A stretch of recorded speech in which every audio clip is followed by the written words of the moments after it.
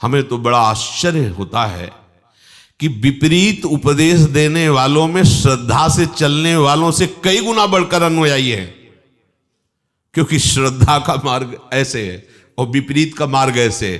तो उनको लगता है कि जब इसमें आनंद है और इसी के लिए हमारा मन लालायित है तो इधर चलें। ऐसे चलने में बड़ी कठिनता है, चढ़ाई का मार्ग है। ये भजन नशेनी प्रेम की, भजन के द्वारा इस ऊंचाई पर चढ़ा जाता है। श्रद्धा सत मार्ग में, सत शास्त्रों में बहुत कठिनता से होती है, और हो जाए तो इसे बहुत संभाल के रखना है। कपूर की तरह उड़ भी जाती है। अगर इसे संभाल के नहीं रखा, गुप्त नहीं रखा और इसके अनुसार नहीं चले तो उड़ने में देर नहीं लगेगी, फिर संशय हो जाएगा और भगवान उसका कहते विनश्यति, उसका नाश हो जाता है। जो अज्ञा है, असद्दधाना है, संशयात्मा है, तो भगवान कहते उसका नाश हो जाता है, विनश्यति, उसका नाश होता है। और ऐसी दुर्गति होती, नायम लोकोस्तु न परो सुखम संशयात्मना, उसको न यहां सुख कभी मिलेगा न वहां सुख मिलेगा। पर ये अहंकार देवता ऐसे हैं कि देख लेंगे सब। एक बार शास्त्र में पढ़ रहे थे कि बड़े बड़े जो अव्यक्त सिद्ध महापुरुष हैं उनको भी दुख होता है। तो उनको किस बात का दुख होता है? बोले जब मनुष्य शरीर प्राप्त करके जीव भोगों में समय व्यतीत करता है, ये देख करके वो दुखी होते कि इतना सुंदर अवसर है, ये भजन करके भगवान को प्राप्त हो सकता है, लेकिन ये जीव भोगों में रत होकर के देखो अपना समय नष्ट कर रहा है। जैसे सामने भगवान नृसिंहदेव विराजमान है, प्रहलाद जी दुखी हो रहे हैं। प्रभु पूछ रहे क्या कारण है? बोले प्रभु इस संसार चक्र में पिसते हुए इन जीवों को देखकर मुझे एक क्षण के लिए भी सुख नहीं मिल रहा। हम दुखी इन अज्ञानी जीवों को देखकर जो आपसे विमुख होकर के भोगों में समय नष्ट करें, नाथ इन पर कृपा कर दी। ये देखो भक्त हृदय होता है। ये जो भक्तों को दुख होता है, संतों को दुख होता है, वो सुख वांछा से नहीं होता।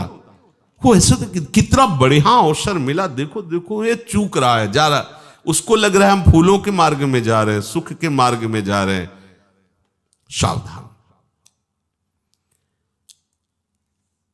जिस पुरुष का विवेक जागृत नहीं हुआ है उसके उद्धार का मार्ग है क्या? संतों का संग करेगा तो सत्संग से विवेक जागृत हो जाएगा, उसका काम बन जाएगा। लेकिन जैसे कोई सोया हुआ है तो जगाने के चांस हैं, लेकिन जगा हुआ सोने का नाटक कर रहा हो, अब उसको जगाने में बहुत श्रम पड़ेगा। अब जगाओगे तो नाटक कर रहा, कैसे जगेगा? इन जो शास्त्रों का ज्ञान रखते हैं, भगवत मार्ग को भी जानते हैं बुद्धि के द्वारा, और भोगों में रति करते हैं, आज्ञा उल्लंघन करते हैं, ऐसे लोगों का उद्धार होना बहुत कठिन है। लेकिन जो अज्ञानी है उसके उद्धार होने का चांस है। अगर उसको कहीं सत्संग मिल गया, बात समझ में आ गई, तो भगवत प्राप्ति के मार्ग में चल देगा। लेकिन जो जानता है, उपदेश करता है, शास्त्रों को पढ़े है, फिर भी वो जान करके नहीं जानता है, नहीं मानता है, अब उसके उद्धार में बड़ी समस्या है, क्योंकि वो जानकर के भी उसका पालन नहीं कर रहा है। एकदम अज्ञानी है, पाप कर्म करता रहा, हिंसा करता रहा। लेकिन जहां सत्संग मिला, अब उसके कल्याण का मार्ग खुल जाएगा। लेकिन वो खूब सत्संग सुन रहा है, खूब बुद्धि में सत्संग की बातें याद करके दूसरों को सुना रहा है, लेकिन आचरण में कुछ नहीं। अब इसका उद्धार होना बड़ा कठिन है। जो सत्संग शास्त्रों का महत्व नहीं देता है और अश्रद्धा करता है, संशय करता है, ऐसे पुरुष का बहुत बुरी तरह नाश होता है, बहुत बुरी तरह। कई बार बताया है वो परमानंद जी महाराज की बात। परमानंद जी की स्थिति ऐसी, ब्रह्मानंद में छके हुए महापुरुष, अब प्रताप तो था ही, बहुत सब हजारों लोग दर्शन के लिए आते, भेंट पूजा फल फूल सब। महापुरुषों के समीप तो ये सब प्रताप, रिद्धियां सिद्धियां हाथ जोड़े खड़ी रहती हैं, और बातों की क्या। तो एक मास्टर थे और वो महाराज जी के शिष्य बने, जगदीश्वरानंद उनका नाम रखा गया। वो मास्टर थे तो मास्टर ही थे। संत सीधे सरल स्वभाव अपने भगवदान में वो मास्टर थे, वो पूरा आश्रम वैभव सब चढ़ाना सब हम पर वो मास्टर थे। सब अधिकार मेरे ही अंडर में आया। तो उनके बड़े गुरु भाई थे भी, उनको लगा कि महाराज जी अगर स्वयं से अधिकार देंगे तो बड़े भाइयों को देंगे, बड़े जो गुरु जी से पहले जुड़े हैं, और अधिकार उनको प्राप्त करने की इच्छा हुई। तो विवेक ने काम नहीं किया, जहर मिलाकर के उन्होंने भांग बांटी, और जब वो भांग रख के गए तो असली भांग उसको हटा ली, जहर वाली रख दी। और अपने छके हुए मस्ती में आते थे, वैसे जल डाला, वैसे खप्पर में घोरा, जय घोरा। ऐसे देखा तो ज्ञान दृष्टि संपन्न त्रिकालज्ञ महापुरुष बुलाया उसको, वो थोड़ा जगदीश्वरानंद को बुलाओ, तुम सब बाहर जाओ। कहो बच्चा क्या है ये? कांप गए। वो बोलने की हिम्मत, बोलने कोई फर्क, नारायण नारायण नारायण। पी गए उनके सामने। 7 दिन तक कुछ नहीं हुआ। फिर उनका बच्चा अब हमारा जाने का समय आ रहा, जहर से नहीं जा रहे हैं तुम्हारे, हम तुम्हें पीते समय भी दिखाया था कि जो तुमने रखा वही पिया है, जहर प्रभाव नहीं करता, पर अब हमारा जाने का समय आ रहा है। और जे ही उन्होंने तो पूरा शरीर नीला पड़ गया। शोभन सरकार भी दर्शन करने गए थे। विरक्त भेष शोभन सरकार का उन्हीं से था, और मंत्र उपदेश स्वामी सत्संगानंद जी से था। उनकी दशा देखिए जगदीश्वरानंद जी की, ये आंखें ऐसे फट गई थी, मतलब ऐसे भयावह, पानी गिर रहा है पूरे शरीर में, ऐसे जैसे कहीं मिट्टी का जल सूख जाता है तो पपड़ी नहीं पड़ जाती, ऐसे मवाद निकल पूरे से। चीख चीख के चिल्ला चिल्ला कहते, गुरु अपराध से मेरी दुर्गति हो रही, कोई बचा ले।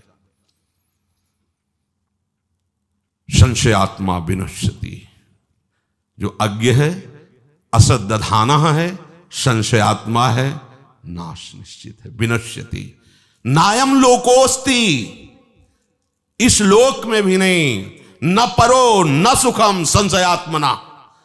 ये उनका दंड थोड़ी मिला है, ये तो ब्याज है, मूल तो अभी आगे जाके मिलेगा। पता नहीं कब करुणा होगी कि उस अपराध से वो मुक्त हो पाएंगे और उनको पुनः मनुष्य जन्म मिलकर भगवत आराधन, कहां ब्रह्मानंद की पदवी प्रदान करने वाले गुरुदेव, और कहां एक न लोक मिला न परलोक मिला। ये है अज्ञान, ये है श्रद्धा की हीनता। ऐसे संशयुक्त पुरुष का परमार्थिक मार्ग से पतन ही नहीं पूर्ण नाश हो जाता है। संशयुक्त पुरुष को बहुत कष्ट भोगने होते हैं, किसी भी तरह उसकी उन्नति नहीं हो सकती। इसलिए संशय तो होना ही नहीं चाहिए। देखो, नाम में कोई संशय मत करो, मंत्र में कोई संशय मत करो, प्रिया प्रीतम में कोई संशय मत करो, उनकी लीला में कोई संशय मत करो। अगर 4 में तुम संशय नहीं करोगे तो नामदाता, लीला सुनाने वाला, उपासना देने वाला, इसमें आपका अनुराग बढ़ता चला जाएगा। अगर इसमें आप रति नहीं किए तो फिर वहां संशय हो जाएगा। बात पकड़ लेना। अगर आप उपदेश पर ध्यान दें तो नाम रूप लीला धाम 4 का ही उपदेश होता है भगवत प्रेमी महात्माओं का। आप इस पे रति कर लें तो आप रो रो के बलिहार न जाए तो बताना कि गुरुदेव ने, रसिक महापुरुषों ने कृपा कर दी, कैसा महासुख दिया। अब वहां श्रद्धा चरम सीमा की बढ़ेगी। और यदि आपने प्रभु का भजन श्री जी से अनुराग नहीं तो आप वहां श्रद्धा नहीं कर पाएंगे, वहां संशय खड़ा हो जाएगा। ये पक्की बात समझ लेना। अगर उनकी पूर्ण श्रद्धा, पूर्ण आज्ञा का पालन करने के हृदय में उत्साह हो तो लाडली जी को अपना मानो, लाडली जी से प्यार करो, तो आप देखोगे कि आपको रोना आएगा कि अगर गुरुदेव कृपा न करते तो सुख कैसे मिलता। फिर आप गुरुदेव को भी जान जाएंगे, संशय का कोई प्रश्न ही नहीं रहेगा। जो अपने गुरुदेव से अलग अलग बातों को सुनता है वो संदेह युक्त हो जाता है। ये जो मना किया जाता है कि आप अपने इष्ट मिले और मन मिले, मिले भजन रस रीति, ताहा निशंक है मिलिए तासो कीजिए, तो उनको ये ज्ञान नहीं क्या सर्वम खलमिदम ब्रह्म, उनको ज्ञान नहीं, खान पान तो कीजिए, रसिक मंडली माए जिनकी और उपासना तहां उचित ध्रुनाए, सब एक ही परम तत्व। उनको ज्ञान नहीं है क्या? उनको ज्ञान है, पर जिस मार्ग में आप चलना चाहते उसमें संशय न खड़ा हो जाए, इसलिए आप सीमा के अंतर्गत जब आप उपासना करेंगे तो असीम का जब अनुभव होगा, फिर कोई तुम्हें फांस नहीं पाएगा, फिर तुम कभी भ्रष्ट नहीं होगे। गुरुजनों की बात को, युक्ति को समझना चाहिए। जो अलग अलग बातें सुनता रहता है, अलग अलग लोगों से मिलता रहता है, वो परमार्थिक मार्ग पर चलने वाला भी साधक हो तो संशय पैदा हो जाएगा, क्योंकि वो पढ़ेगा कुछ और, सुनेगा कुछ और, समझेगा कुछ और, तो उसको जो गुरु प्रदत्त उपासना समझे में नहीं आएगी, उसके विषय में संशय पैदा हो जाएगा, पक्का हो जाएगा। और जब वहां संशय पैदा हो जाएगा तो जहां सुन रहा है वहां उसको ग्रहण करने की सामर्थ्य नहीं रहेगी, क्योंकि मूल तो कट गया, उपासक समझ ही नहीं पा रहा है। संशय सदा अधूरे ज्ञान में पैदा होता है, अधूरापन में होता है, समर्पित के हृदय में संशय नहीं होता। संशय का उत्पन्न होना बहुत बड़ी हानि की प्रथम सूचना है। संशय को बनाए रखना, हानि के गर्त में पहुंच चुके हो, और संशय फल फूल रहा है, तुम न इस लोक में सुख न परलोक में सुख, तुम्हारी दुर्गति निश्चित है। देखो, साधक का लक्षण है परमात्मा की खोज करना, उपासक का लक्षण है परमात्मा की खोज करना। वो मन और इंद्रियों से देखी हुई बात को सत्य न माने। बाहरी लक्षणों से आप नहीं जान सकते हो, ये तो परमार्थ की बात है। एक बार बीरबल ने अकबर से कहा कि कानों से सुनी हुई और आंखों से देखी हुई बात पर भी कभी कभी विश्वास नहीं किया जाना चाहिए, ठीक से उसका मनन विचार करके ही निर्णय करना चाहिए महाराज। तो अकबर ने कहा, जब कानों से सुन रहे हो, आंखों से देख रहे हैं, तो फिर उसमें विचार की क्या आवश्यकता है? नहीं, बोले महाराज, बिना विचार के केवल आंखों से देखी हुई, कानों से सुनी हुई बात पर निर्णय नहीं कर देना चाहिए। यद्यपि हम तुम्हारा आदर करते हैं, पर इस बात पर हम तुम्हारी बात पर सपोर्ट नहीं करते, तुम्हारी बात ठीक नहीं। तो उनका, महाराज कभी अगर ऐसा अवसर हो तो हमें अवसर जरूर देना इस बात को प्रमाणित करने के लिए। तो अकबर की शैया जो लगाता था फूलों की, वो बादशाह था, फिर उसके ऊपर कोमल दुग्ध फेन जैसा चद्दर बिछाता। काफी समय हो गया था उसको, उसके मन में आया कि एक बार चुपचाप लेट के देखते हैं कैसा लगता है, बादशाह अभी थोड़ी आएंगे। फूलों की शैया लगाई, ऊपर वो चद्दर बिछाया, लेटा तो सोचा वो भी चद्दर ओढ़ के देखे जो बादशाह ओढ़ते। थोड़ी देर की तो बात है, चद्दर ओढ़ा, थोड़ी देर में सो गया, और बेचारा चारपाई पे सोने वाला बादशाह के आसन। थोड़ी देर में उनकी पत्नी जो रानी थी वो वहां, आज क्या बात है महाराज, आते ही सो गए, ना तो प्रसाद पाया और ना बातचीत कोई ऐसे। हो सकता है मानसिक थके हो, जगाने की जरूरत नहीं, पास में वो सो गए। थोड़ी देर बाद वो अपने समय से जब राज दरबार से आए, देखा कि रानी भी सोई हुई है, पास में कोई सोया हुआ है। तलवार खींची, दोनों को काट देते हैं। फिर आया कि अवसर अच्छा है, बीरबल को बुलाया, कहा देखो हमारे पास रहते हुए कितनी धोखेबाज रानी है, किसी और के साथ सो रही। तो महाराज आपने आंखों से देखा? बोले हाँ। बोले विश्वास मत कीजिए। पर्दे के पीछे खड़ा किया, धीरे से चरणों की तरफ स्पर्श किया। रानी आप तो सलाहकार और बहुत प्रिय थे बीरबल। धीरे से उठ के आई, उधर राजा, इधर आप किसके साथ सो रही थी? तुम कहा जब मैं आई तो देखा महाराज मुंह ढके हुए सो रहे, मुझे लगा सभा में कोई ऐसा विषय होगा जिससे वो थकित हो गए और वो सो रहे हैं।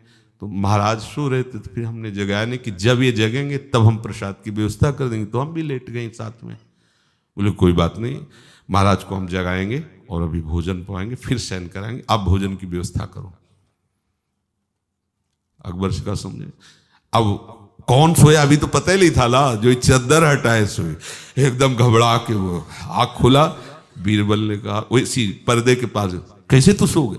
बार बार पैर पकड़ रहा, मालिक क्षमा कर दो, जीवन हो गया फूल की सैया लगाते हुए। हम सोच रहे थे एक बार लेट के देख ले, लेट गए तो सोचा एक बार चद्दर ओढ़ के, हमें कब सो गए हमें पता ही नहीं चला। बोले तुम्हारे साथ कौन सो रहा था? बोले कोई नहीं सरकार, हम तो अकेले ही लेट गए थे।